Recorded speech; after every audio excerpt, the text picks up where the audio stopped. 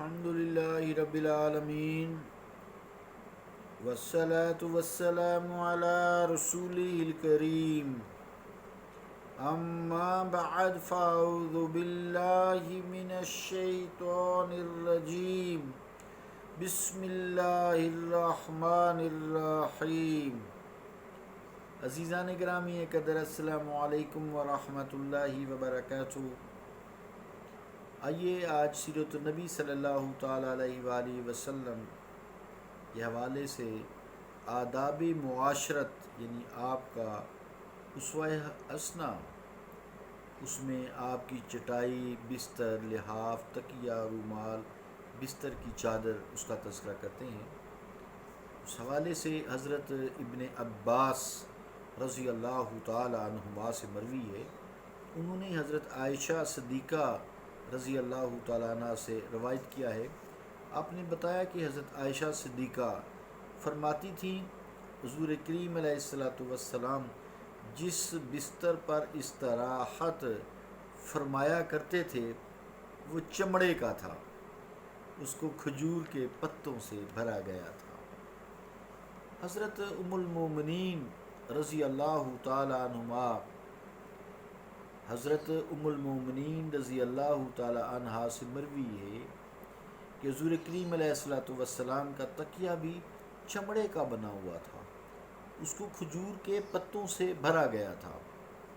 حضرت انس رضی اللہ تعالیٰ عنہ سے مروی ہے وہ کجاوا جس پر حضور کریم علیہ الصلوۃ والسلام نے حج ادا کیا تھا وہ پرانا تھا، جو اونٹ پہ ڈالا جاتا ہے نا، اس کے اوپر بیٹھتے ہیں تاکہ آسانی ہو، اس کو کجاوا بولتے ہیں۔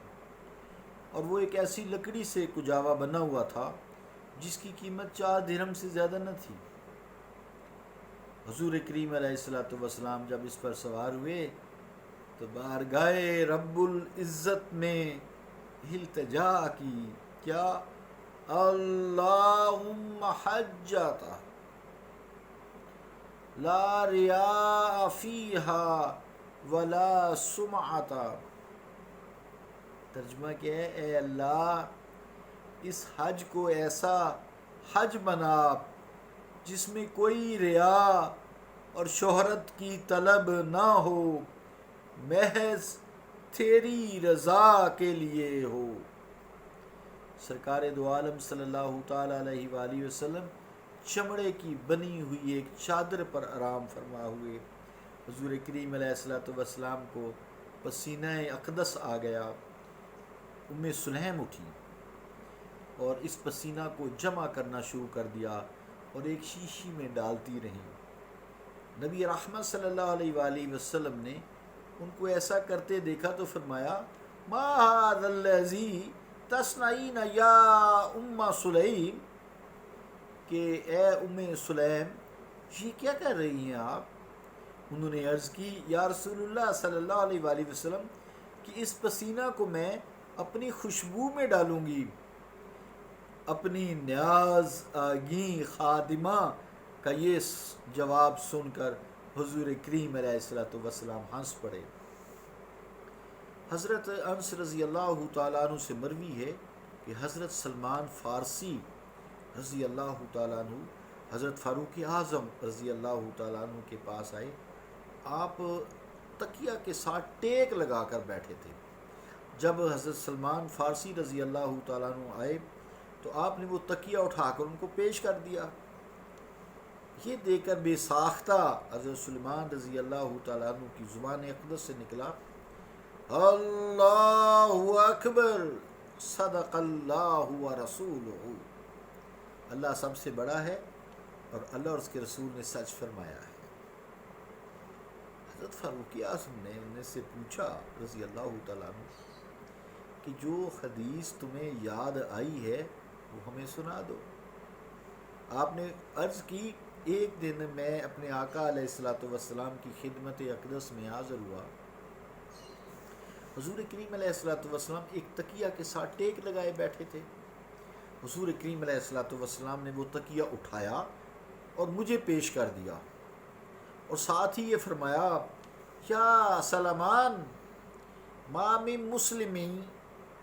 من مسلم یدخل علی اخیہ المسلم ویلقی لہ وسادۃ اکراما لہ الا غفر اللہ لہ.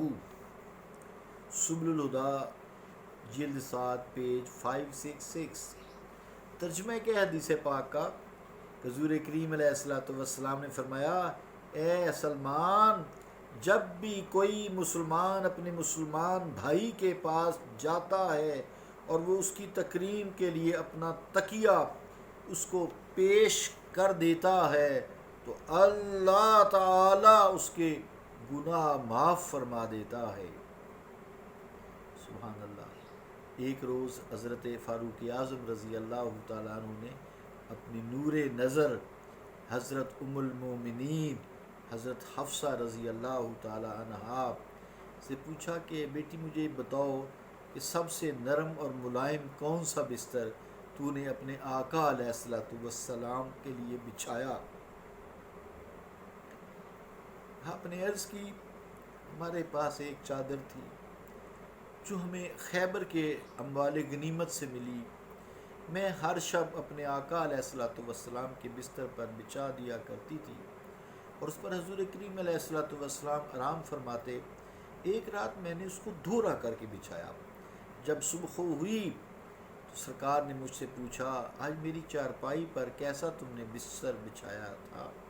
میں نے عرض کی، یا رسول اللہ صلی اللہ علیہ وآلہ وسلم، وہی بستر جو ہر روز حضور کے لیے میں بچھاتی ہوں. آج میں نے صرف یہ کیا کہ اس چادر کو دوہرا کر دیا، دوہرا کر کے بچھا دیا. حضور کریم صلی اللہ علیہ وآلہ وسلم نے مجھے فرمایا، جس طرح آپ پہلے چادر بچھایا کرتی تھیں اسی طرح بچھایا کریں.